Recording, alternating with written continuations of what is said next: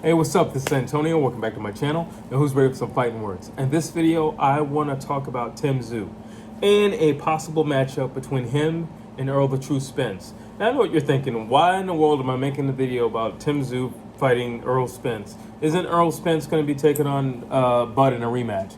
Well, that's kind of why I want to talk about it. Really quick, if you like the videos, please take the time, subscribe to the channel right now. Also, hit that thumbs up button because it does help. And as always, it does support the channel. So let's talk about this. Why am I talking about Tim Tszyu and Errol the True Spence? Well, it's simple. The reality is Tim Tszyu is going to be put on the back burner. Why? Because now he's waiting for Jermell Charlo. The way I see the Charlo versus Canelo fight playing out, I don't think it's a one and done. I think there's going to be a rematch. I think he's either going to do extremely well or he's going to beat Canelo. I personally believe he's going to beat Canelo. Be on the lookout for that breakdown because it is coming. But let's just say he beats Canelo. All right, there's going to be a rematch. Let's say he doesn't beat Canelo. Well, he's going down, then he's going to fight Terrence Bud Crawford. And that could also run into a rematch as well. So either way, Tim Tszyu is on the back burner. Now, Errol Spence does have a rematch clause. Cool. Errol Spence and Terrence Bud Crawford, they're going to rematch. Simply because Terrence Bud Crawford is a man of his word. He said, hey, Errol Spence gave me an opportunity. I would like to extend that favor and do the same thing for him. So whenever he's ready, if it's an immediate rematch, cool. If not, whenever he's ready, I'm going to be a gentleman. I'm going to be a man of my word, and I'm going to give him the rematch. All right. Now, where does Tim Tszyu come in? Well, simple. This is chess, everybody. This is chess. This is politics. This is the sport of boxing. If I'm Tim Tszyu, and if I can secure a fight with Errol Spence, which if I'm in the corner of Errol Spence or in the camp of Errol Spence or in the company of Errol Spence, I would entertain, and I'll tell you why. Well, you just lost to Crawford. So what's the likelihood of you beating him directly after he had such a dominant performance? He had such a dominant performance over you in the first fight. That's a solid argument. Also, you're fresh in Terrence Crawford's mind. What does that mean? That means he knows exactly what he needs to do to beat you again. That's what it means.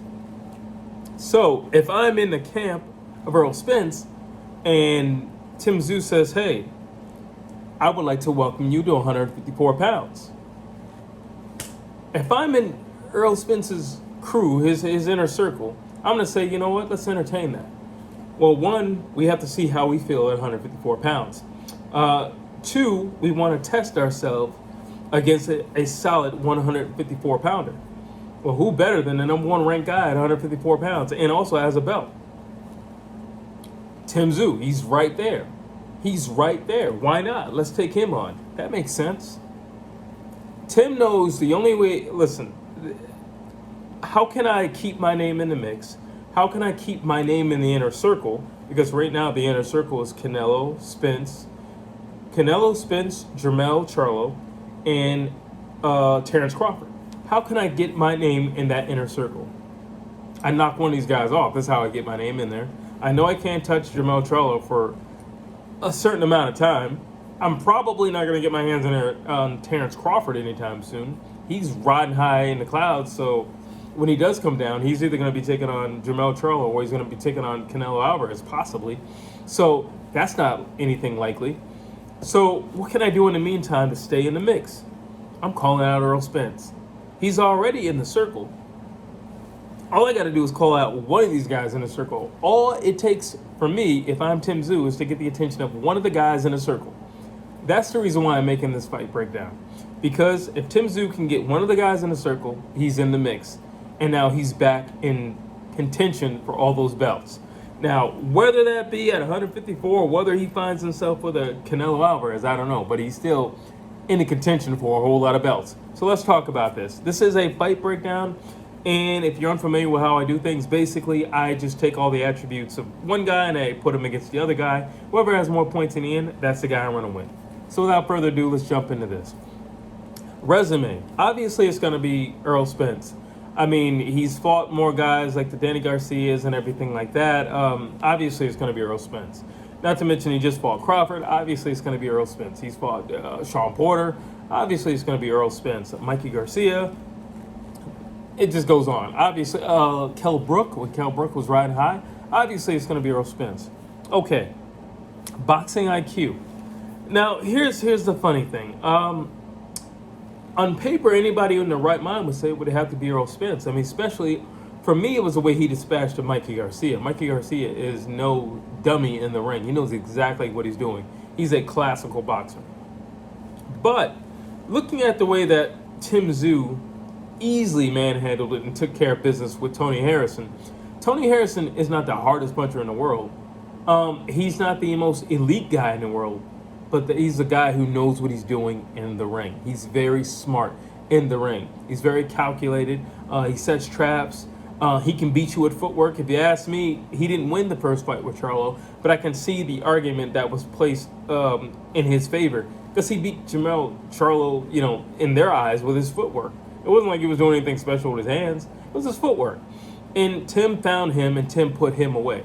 So, in terms of boxing IQ, Tim Tszyu is extremely underrated. When you look at Tim Tszyu on the surface, you just see somebody, you think, well, he's basic, but he's really, really strong, and that's why he gets the job done. No, there's a lot more going on behind the power of his punches. A whole lot more. He's a very calculated guy. He's not an overly risky guy. He's not a risky guy at all, actually. Knows how to use his jab. He understands the weapons that he has, and he uses his particular weapons extremely well. So when it comes to boxing IQ, I'm actually going to give this one a tie. Mental toughness. Now, both guys have been down, so I'm going to say it's a tie. I'm leaning a little bit more towards Errol Spence, only because in his fight with Terrence Bud Crawford, he got up several times. When honestly, if he would have stayed down, nobody would have been mad at him. I mean, nobody was mad at Ryan Garcia when he went down from Tank, and quite frankly, he should have got back up and fought. Errol Spence was down several times, and his face looked like a pizza pie, and he still got up and was ready to rock and roll. So I can lean a little bit toward Errol Spence, but the reality is Tim Tszyu hasn't faced the caliber of guy like a Terrence Crawford yet. So I don't know what's going to do to him and what that fight will look like and manifest itself to be when he gets in the ring with someone of that caliber. But at this moment, you know what? I am going to lean a little bit toward Errol Spence just because of that. Let's see. Infighting. Who's better in a phone booth? Spence only because of the Porter fight. I think he's better in the phone booth. By the time Tim Tszyu gets in the phone booth, that means you've already lost, and he's looking to put you away. Tim, again, he's a pretty cautious guy. Just because he gets guys out of there doesn't mean like he's wild and reckless. He's not a Marcos Maidana. He knows what he's doing. He's not going to run into anything crazy. He's not a firefight type of guy. Let's see. Who has more dog in the fight? Again, I'm only saying this because of the Bud fight. Errol Spence has a lot of dog. I mean, again, Bud put him down several times, and he was contesting, why are you stopping the fight when it was stopped? Like, dude, look at your face. That's why we're stopping the fight. We want to see you live another day. You have kids to raise. This needs to be over. So I'm going to say, I'm going to say Errol Spence only because of that. Durability, that's a tie. It's hard to say. Tim Tszyu hasn't been in a true war the way Errol Spence has been in a world war. But judging by the way he fights and judging how a lot of his fights have gone, had those guys had a little bit more skill, I would definitely say it should be a tie. It's only right. Best range. What is the best range for both guys to fight at? Well, I think they both are better at distance. But by the time Errol Spence gets on the inside, he's, that boiler is all the way turned up.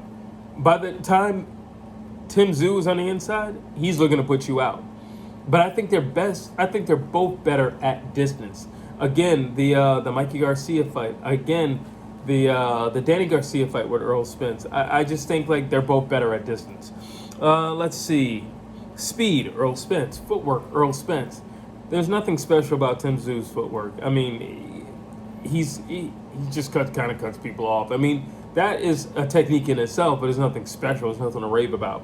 Now, this is where things are going to get interesting, and I'll tell you why. So this is another segment, and for this segment, I want to pose a question.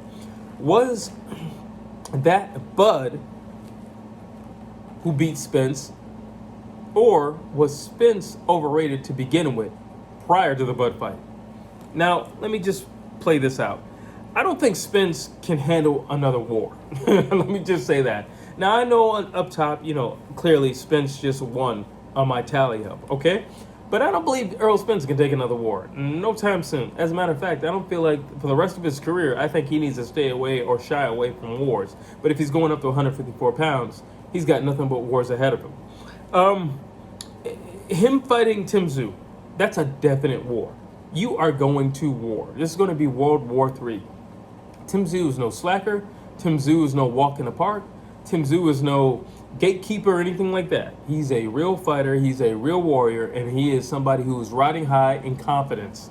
He is riding super high in confidence, okay? And he's coming for war, and he wants some belts. He's already pissed off that he's got to wait for Charlo. Believe me, he will steam through you. So that's one thing. Spence didn't have, here's another thing. When I look at the Bud fight with Spence didn't have any moments. He had no moments. He had like maybe 3 or 4 punches, but he had no moments. It was a complete and total shutdown from Bud Crawford. And that worries me, because if you're going to go up in weight, yeah, you're going to have the speed factor on your side. But number one, Tim Tszyu is not the biggest 154 pounder. So it may not be as much speed as you guys might think. That's number one. And number two, you're not accustomed to this weight. You gotta kind of like groove into it. Let's just say if you were to get this fight, let's just say, Tim Tszyu were to get this fight. Well, it'd be great for Tim Tszyu, but for Errol Spence, he never got time to get acclimated to the weight. You progress. Well, let me fight a Tony Harrison or somebody like that, and then let me see how I feel. Let me fight a Lubin. Well, Lubin's really good, but still, let me fight somebody else. Let me see how I feel before I take on the number 1 ranked guy in the division.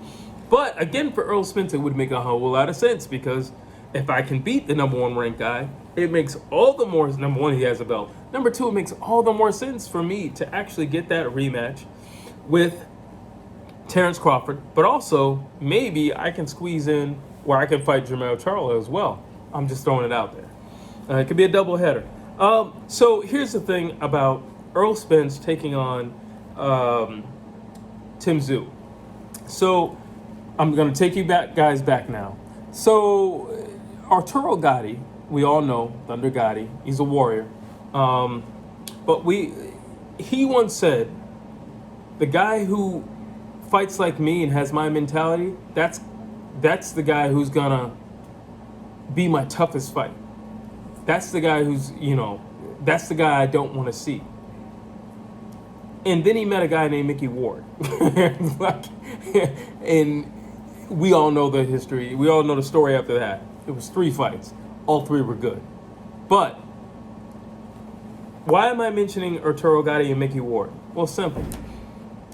Errol Spence is a tough, durable guy. He's just going to keep coming forward. He's basically the Terminator. All right. Well, the problem with that is I think Tim Tszyu might be T2. like he might be the one that's like the metallic alloy or something like that. That's the problem. That's going to be the problem.